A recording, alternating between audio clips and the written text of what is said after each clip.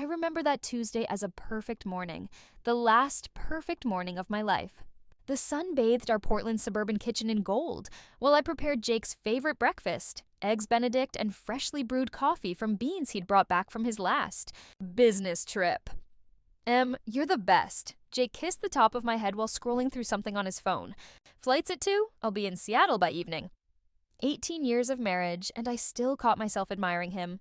Fit, in his perfectly tailored suit, with just a touch of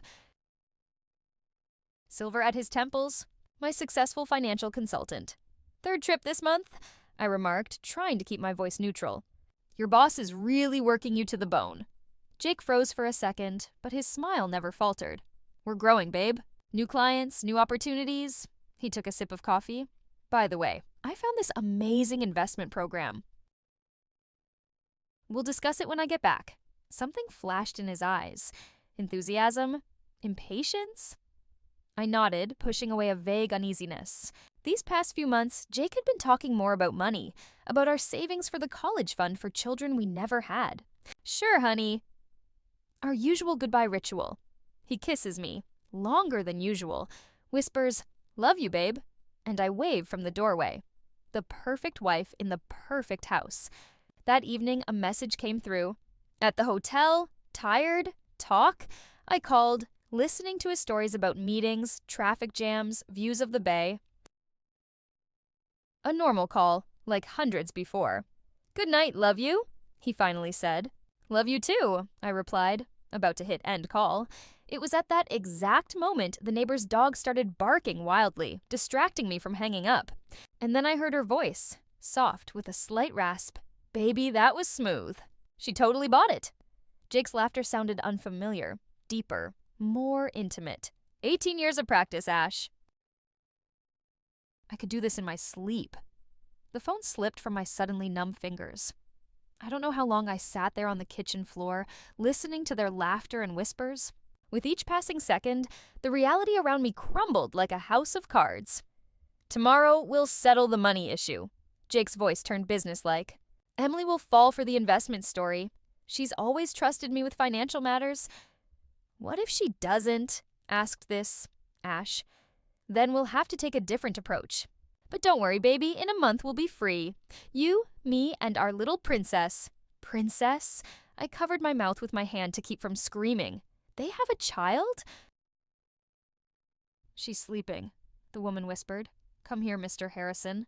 I pressed end call with trembling fingers. I literally threw up in the sink. Eggs Benedict, coffee, 18 years of marriage, everything. That night became endless. I paced around the house that suddenly wasn't my home anymore. The photos on the walls turned into mere props. Smiling faces, fake memories. Our wedding, Hawaii vacation, Christmas dinners with his parents, who always looked at me as a failure for not giving them grandchildren. And now there was a child somewhere. Their child. By dawn, I was overtaken by cold fury. I turned on my laptop and logged into our joint bank account.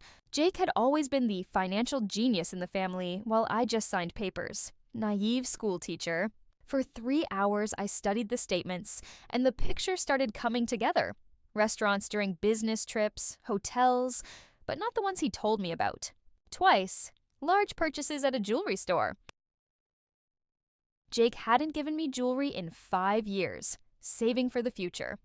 I opened his email. The password hadn't changed since our wedding. My name and date.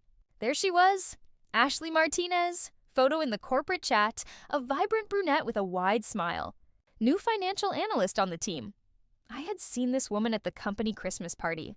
Jake had introduced us, and she shook my hand, looking me straight in the eye. Now I needed a plan. I learned quickly. First, I called the school and took a day off. Then I went to the bank's website and opened a new account, in my name only. And finally, I dialed the number of a private investigator whose card a colleague had given me after her own divorce. "Take care of yourself, Emily," she'd said then. "You never know when you might need it." I had just laughed then. Now I understood how right she was. Morning found me at the kitchen table, surrounded by printed bank statements, my eyes red from lack of sleep. I worked methodically, just as I taught my 8th graders to analyze historical documents, highlighting dates, amounts, locations. Calling the Seattle hotel where Jake supposedly stayed, I received the expected answer. "I'm sorry, ma'am, but Mr. Harrison didn't check in with us yesterday." I cross-referenced with the credit card. He had paid for a room at Harbor View Inn on the other side of town, a classic motel for those who don't want to be seen. My phone vibrated. "Jake." "Good morning, sunshine. Sleep well?" I swallowed the lump in my throat and forced myself to sound normal. "Perfectly. How was the meeting?" "Productive." He paused. "Listen, I'm going to stay another day." The client wants to discuss details. "Of course, honey. Work comes first." How easy it was now to recognize his lies. For so many years, I believed every word. After the call, I continued my search. Ashley Martinez's social media accounts were private, but through a school colleague whose husband worked at the same financial company, I learned more. 29 years old, transferred from the Boston branch about a year ago. About a year? And it was exactly then that Jake started traveling more frequently on business trips. I felt sick with each new discovery. In our home office, I found a hidden folder with documents about some investment project called New Horizon. $150,000, all our savings, were to be invested in it. Signatures were required from both of us as co-borrowers on our house. During the day, I called Mark, an old family friend and bank manager. "Emily, this sounds like a classic pyramid scheme," he said after I described the investment opportunity. "I wouldn't recommend putting even $10 in there. And if someone wanted to, let's say, move money out of the family, would this work?" A long pause. "Emily, what's going on?" "Just a hypothetical question, Mark." Then a hypothetical answer. "Yes, it's the perfect scheme for money to disappear forever. Especially if one spouse controls the process." I thanked him and hung up. My hypothesis was confirmed. Jake wasn't just cheating on me. He was planning to clean me out. Rivera and Partners Detective Agency was in an unassuming office building in downtown Portland. By evening, I was sitting across from Tom Rivera, a solid man with the watchful eyes of a former cop. "Mrs. Harrison," he carefully studied the documents I'd brought. "It looks like your husband is preparing for a grand finale. Tom Rivera promised results in 3 days," said the detective, returning my documents. "We'll track his movements, check out this Ashley, and see where the money trail leads." I nodded, feeling strangely detached, as if this was happening to someone else. What should I do about this investment proposal? "Stall," Rivera advised. "Don't agree, but don't directly refuse either. Say you need to think about it. Study the details. The longer we gather information, the stronger your position will be." The next day, Jake returned home, cheerful and enthusiastic. He brought me a gift, expensive perfume that I never wore. He put a bottle of wine on the table, kissed me long and passionately, as if trying to make up for guilt I supposedly didn't know about. "I missed you so much, baby," he whispered, unbuttoning my blouse. Every touch now burned like betrayal. But I smiled, hugged him back, played the role of the loving wife. And inside I repeated like a mantra, 18 years of practice, Ash. I could do this in my sleep. After dinner, he took out the folder with documents. "Emmy, remember I mentioned a new investment opportunity?" His eyes gleamed with excitement. "This is our chance. 20% annual return, guaranteed." He spread tables, charts, beautiful brochures with the New Horizon Investments logo in front of us. $150,000 now in 3 years, almost twice as much. Jake squeezed my hand. "We can finally make your dream of traveling to Italy come true." My dream, which he had ridiculed for the past 5 years as a waste of money. "Sounds interesting," I feigned uncertainty. "But isn't that all our savings? What if—" "Emmy, darling," he smiled condescendingly, "you know I understand finance better." Trust me, that same tone he'd used for years to convince me not to trouble my pretty little head with complex issues, a tone that now made me sick. "I need time to think." I touched his hand. "It's a big decision." His smile faltered but quickly recovered. "Of course, sweetheart, but we need to decide by the end of the week. This is an exclusive offer. It will close quickly. A classic pressure tactic, as Detective Rivera had explained. The next day, I secretly visited our bank and froze the joint accounts, requiring dual signatures for any large transactions. I opened a separate account in my name and transferred my teaching salary there, small steps toward independence that I had never considered before. In the evening, Jake brought up the investment topic again. "Maybe we should invite your parents to dinner on Sunday," I suggested. "Tell them about our plans. Your mom is always so proud of your financial successes." Jake froze with a wine glass at his lips. "Why involve my parents? This is our private decision." "I'd feel better if they approved too," I smiled. "You know how much I value their opinion." In reality, his parents had always considered me not good enough for their son, but now they could become unwitting witnesses to his downfall. "All right," he reluctantly agreed. "Sunday dinner it is." Friday, 3 days after Jake's return. He became more insistent about these investments, and I became more skilled at lying. Every morning, seeing him off to work, I whispered, "Love you." And each time these words left a bitter taste on my tongue. In the afternoon, Tom Rivera called. "Mrs. Harrison, I have information. Can you come to the office?"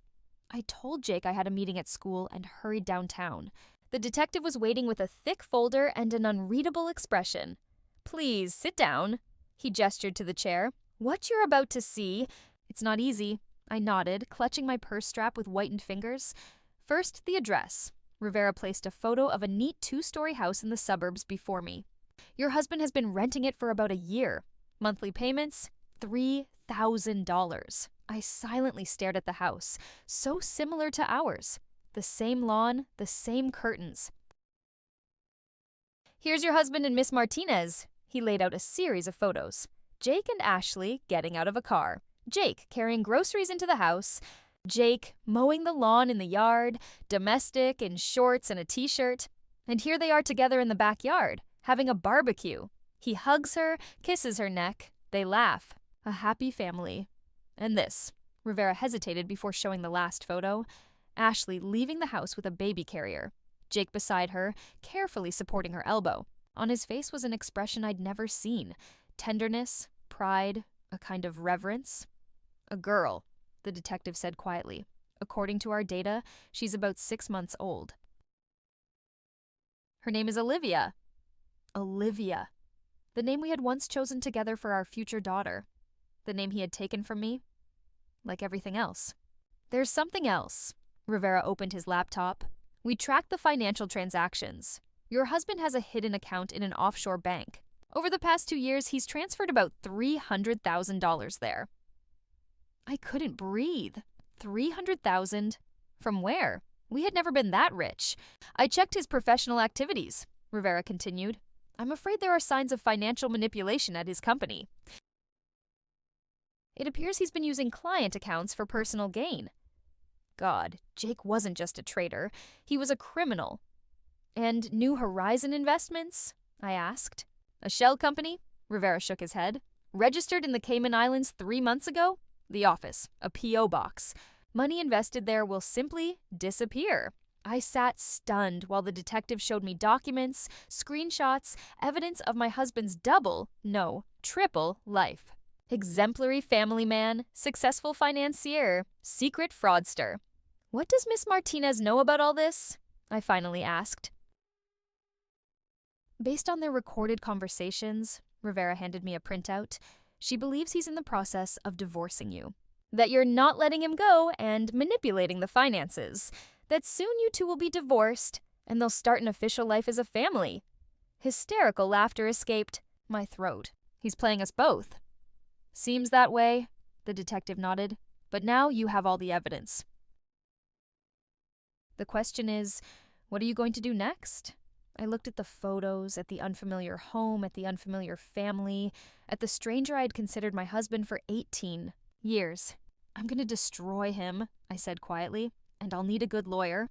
I need the best divorce attorney in Portland," I told Tom Rivera, gathering the photos into my bag. "Someone who isn't afraid to play dirty." "Sarah Connor," the detective replied without hesitation. "I have her card. She's ruthless but fair. And knows all the loopholes in Oregon family law." Saturday morning, while Jake played golf with his colleagues, I sat in Sarah Connor's elegant office in Portland's business. district. A cool blonde with piercing eyes and an impeccable suit, she reminded me more of a surgeon than a lawyer. The same precision in every movement, the same readiness to cut to the bone. "So, Mrs. Harrison," she flipped through the folder of documents from the detective.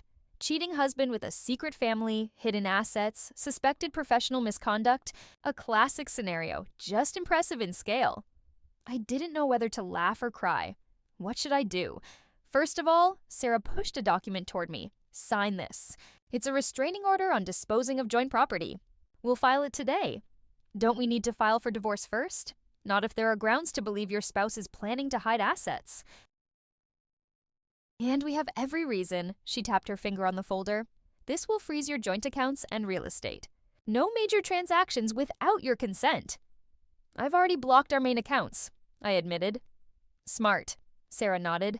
"But that's just the first step. How long have you been married?" 18 years. "Perfect. Oregon is a community property state. Everything acquired during the marriage is divided equally, regardless of whose name it's in." She took out a calculator and started figuring something. "House, retirement savings, investments, cars. By my rough calculations, your share's about $1 million, not counting those $300,000 he hid offshore." $1 million? It seemed unreal. I always thought we lived modestly, saving for the future. "And what about the child?" The question stuck in my throat. "Legally? Nothing. If he's really the father, he'll pay child support.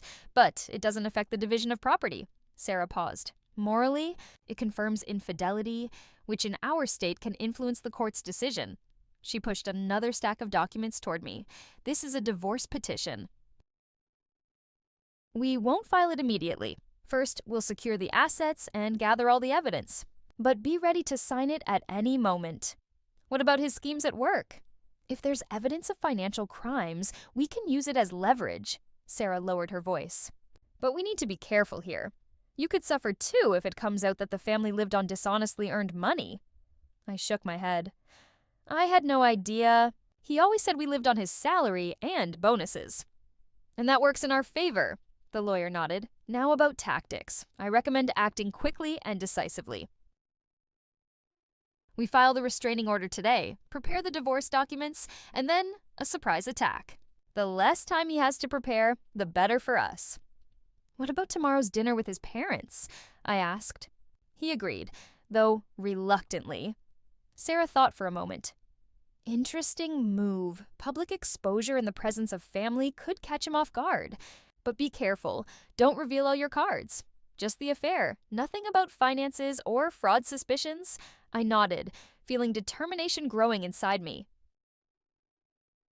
"When this is all over," Sarah continued, looking me straight in the eye, "you'll be okay. Financially protected, legally free, but emotionally, that's another conversation. Do you have support? Family? Friends?" I thought about my sister in Seattle, colleagues at school, friends forgotten during years of marriage. "I'll find some," I answered. "It's time to rebuild old connections." "Excellent," Sarah extended her hand. "Welcome to the beginning of your new life, Emily." Saturday evening, after meeting with Sarah, I returned home and began preparing for dinner. Jake's parents, Robert and Margaret Harrison, had always treated me with barely concealed condescension. A schoolteacher, not elegant enough for their circle, who never gave them grandchildren. And now I knew they already had a granddaughter, just from another woman. Jake returned from golf in an excellent mood. "Baby, you won't believe it. I beat Thompson himself." He kissed me on the cheek, smelling of expensive cologne and secret betrayals. "What's for dinner?" "Your favorite steak," I smiled. "I thought I'd make duck with oranges for your parents tomorrow." "They'll be thrilled." He hugged me from behind, resting his chin on my shoulder. "You're the best wife, you know that."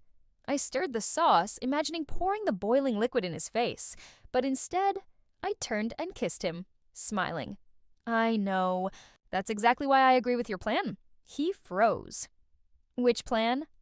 "The investment one, of course." I stroked his cheek affectionately. "Let's do it. 150,000 into New Horizon. You're the professional. I trust you." His eyes lit up. "Really? That's a great decision, Emmy." Let's finalize everything on Monday. Why not tomorrow? I asked innocently. We could go to the bank before dinner, sign the papers, and then announce it to your parents. Imagine how proud your father will be. Jake hesitated, but quickly composed himself. Banks are closed on Sundays, honey. Monday would be better. But my friend Mark from Oregon Pacific said their branch in the mall is open on Sundays. I had prepared this argument in advance. I've already arranged with him for 4 o'clock. He'll meet us personally. Jake's face distorted for a moment, but he quickly regained control. You're full of surprises, dear. All right, tomorrow it is. After dinner, while Jake watched baseball, I quietly went up to our bedroom and took out the folder with photos from the detective from my hiding place. I arranged them in the right order, adding copies of bank statements confirming hidden accounts. Sunday morning, I woke up early and started cooking. Duck with oranges, dessert, elegant table setting, everything had to be perfect for the last Harrison family dinner. At 3 in the afternoon, I asked Jake, honey, call your parents and ask them to come at 6 instead of 7. Say we have important news. What news? He frowned. About our investments, of course, I smiled. Let them witness our financial breakthrough. As we drove to the bank, Jake was tense, though trying to hide it. In his briefcase were the documents for transferring our savings to New Horizon. My signature. The last thing needed to complete his plan.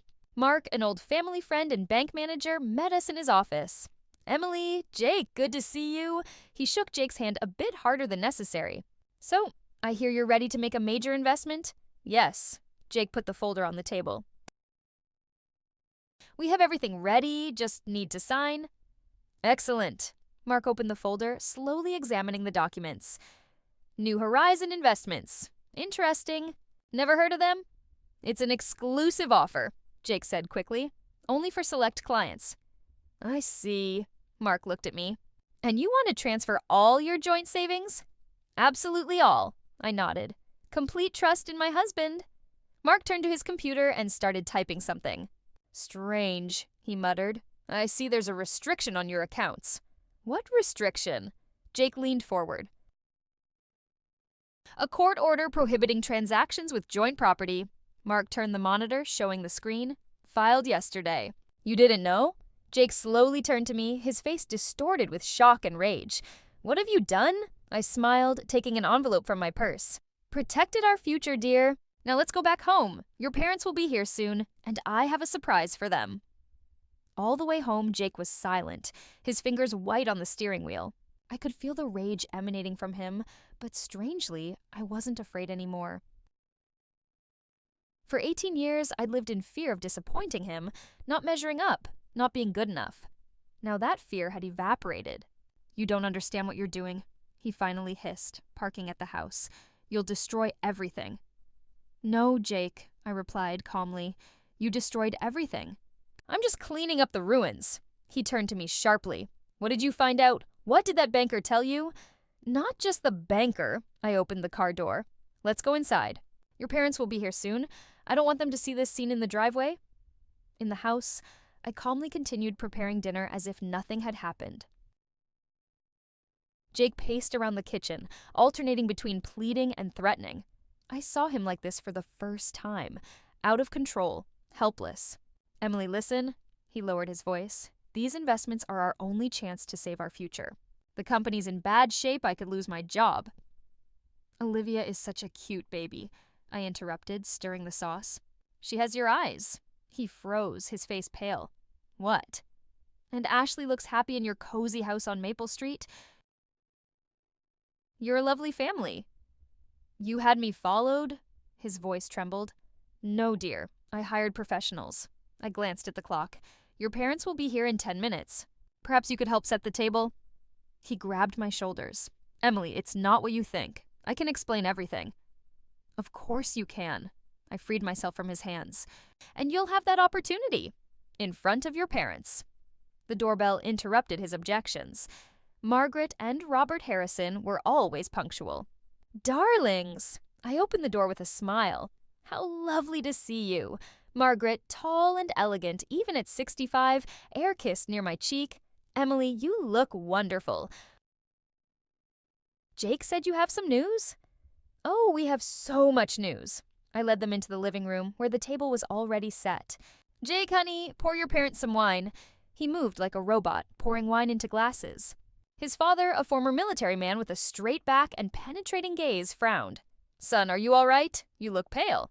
"Just a stressful day, Dad." Jake tried to smile. "Lots of work." Work is so important to Jake. I served the appetizers. You know, sometimes I think he's living a double life. He spends so much time at the office. Jake choked on his wine. "We're so proud of his achievements." Margaret turned to her son. "Though I've always said you both need more rest. Maybe finally have a child." I placed the duck dish in the center of the table. "Actually, you already have a granddaughter, Margaret." A ringing silence hung over the table. Robert slowly put down his fork. "What do you mean, Emily?" "Olivia." I opened the folder and placed a photo on the table. 6 months old. "Adorable baby." Margaret stared at the picture. "I don't understand." "She's not mine," I explained. "She's Jake's daughter with his mistress, Ashley Martinez. They've been living together in a house on Maple Street for about a year." I methodically laid out the photos one after another. Jake and Ashley by the house. Jake with the baby in his arms. Family barbecue in the backyard. "This must be some mistake," Margaret mumbled, clutching her throat. "Jake, tell her!" Jake sat with his head down. "Mom, I can explain." "Explain what?" Robert raised his voice. "That you have a second family? That you've been deceiving your wife all these years?" "Not all," I interjected. "Just the last year with Ashley. But there were others, I'm sure. And here's something else interesting." I pulled out bank statements. Jake created a fake investment company to steal our savings, $150,000. He already has a secret account in the Cayman Islands with $300,000. Robert Harrison, always so restrained, turned crimson. "You stole money from your family?" "Not just family," I added quietly. "There are suspicions about client accounts at his company." Margaret covered her face with her hands.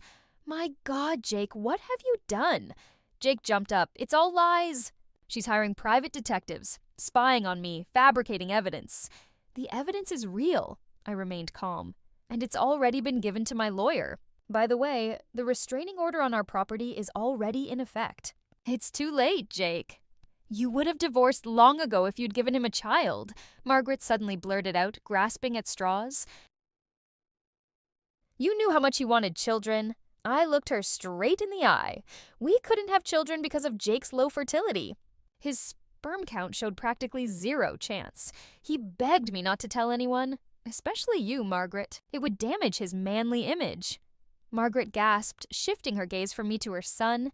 "Is this true?" Jake turned even paler. "Mom, don't listen to her." "Then how do you—" "Explain the child with this woman," asked Robert, his voice ringing with anger. "A miracle? I don't know," I shrugged. "Maybe it's not even his child. Maybe she's playing him too. But that's not my problem anymore." I stood up from the table. "Now, if you don't mind, I'd like to end this dinner. I have a meeting with my lawyer tomorrow. Need to get some sleep." Jake knocked over his chair with a crash. "You've ruined everything. Do you understand what you've done?" "Perfectly." I looked at him without fear. "I saved myself from catastrophe." After the elder Harrisons left, Jake furiously packed some things and disappeared. I spent the night alone in our big house, for the first time in a long while, feeling not fear or grief, but a strange relief, as if a heavy backpack had been lifted from my shoulders. In the morning, Sarah Connor called. "Your husband contacted me through his attorney. They're demanding the asset freeze be lifted." "And what happens next?" "Nothing," I heard the smile in her voice. "The freeze remains in effect until the court's decision. And with the evidence we have, the court will be on our side." Events unfolded rapidly. The day after the exposure, Jake was called to his company's office. As I later learned from his former colleague, a client had filed a complaint about discrepancies in financial reports. An internal audit revealed serious violations. "He's been fired," Sarah informed me a week later. And that's not all. The Securities and Exchange Commission has started an investigation. He's facing not only divorce, but potential criminal charges. I felt no schadenfreude, just fatigue and a desire to end this nightmare quickly. What about Ashley and the child? According to my sources, she moved out of the Maple Street house. Apparently, she learned the truth. 2 weeks after the scandalous dinner, I received a message from Margaret Harrison. Formal, cold. Emily, Robert and I would like to meet. There are matters that need to be discussed. We met on neutral ground, a cafe downtown. Margaret looked 10 years older, her always impeccable makeup not hiding the dark circles under her eyes. Jake confessed everything, she said without preamble. About the child, the money, even his problem. She meant his infertility. Robert and I want to apologize to you. We were unfair. I silently looked at the woman who for 18 years had treated me as her son's unsuccessful acquisition. Robert always taught him to be honest, Margaret continued, crumpling her napkin. I don't know where we went wrong in raising him. It's not about upbringing, I finally said. Jake made his choice, as we all do. She nodded, swallowing tears. We'd like to maintain a relationship with you, Emily. You've always been part of our family. Something stirred inside me. Not from her words, but from the realization that I no longer needed their approval. I think we all need time, I replied gently, but thank you for this conversation. Meanwhile, the divorce case progressed. Jake, cornered legally and financially, agreed to all conditions: division of property, payment of my legal expenses, even transferring the house to me. He's in a desperate situation, Sarah explained. His career is ruined, savings frozen, and the prosecutor's breathing down his neck. We could squeeze more, but no need. I shook my head. I just want to finish this and move on. One Saturday morning, going through the mail, I discovered an envelope with unfamiliar handwriting. Inside was a short letter from Ashley Martinez. Emily, I'm not looking for forgiveness or understanding. I just want you to know, I believed you and Jake had been living separately for a long time and were just waiting for the divorce to be finalized. He said you were hanging on to him for money. I was a fool, but I swear, if I'd known the truth, I would never have let this happen. Olivia is indeed his daughter. He doesn't know, but I had IVF with donor sperm. I lied to him because he so desperately wanted a child. I'm sorry for the pain we caused. I've moved with my daughter to my sisters in Arizona. Starting over? Ashley? I sat with the letter in my hands for a long time, not knowing whether to laugh or cry. The irony of fate, Jake, who had hidden his infertility and blamed me, wasn't actually the biological father of the child for whom he betrayed our family. In late November, 3 months after that fateful phone call, I sat in the judge's chambers and listened as he declared our marriage dissolved. Jake didn't come. He was represented by an attorney, an elderly man with a tired face. Congratulations, Miss Collins. Sarah shook my hand outside the courthouse. I had taken back my maiden name, the first step in reclaiming myself. Thank you, Sarah, for everything. What will you do now? I turned my face to the winter sun, feeling its faint warmth on my skin. Live. Just live. My new apartment is smaller than our previous house. I sold it shortly after the divorce. I couldn't live among fake memories. Here it's bright, spacious, and every item has been chosen by me. For me. Today I took out our wedding photo from a box in the closet. Haven't held it in my hands for almost a year. Smiling faces, white dress, hopes for the future. It's strange to look at my former self. Trusting, insecure, ready to dissolve into someone else's life. What's that? Michael peeked over my shoulder, hugging me from behind. Past life. I put the photo back in the box. We met 6 months ago. He's the father of one of my students, recently divorced, with kind eyes and a habit of listening. Really listening. My career has changed too. After the high-profile divorce, I thought people would whisper behind my back at school, but instead I received unexpected support and a promotion to assistant principal. You're stronger than you think, the principal said, handing me the new contract. I know almost nothing about Jake. They say he married Ashley, despite the truth about the baby.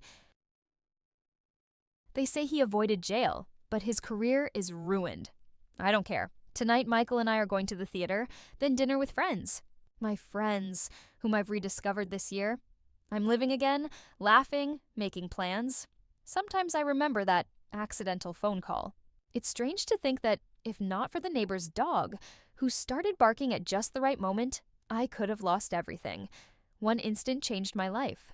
But it wasn't about chance. It was about the choice I made afterward. Not to close my eyes, not to pretend everything was fine, the choice to fight for myself. And if someone asks if I regret anything, the answer will be simple: only the time wasted on fear. Life is too short for fake love and fake security. The only real security is in believing in yourself.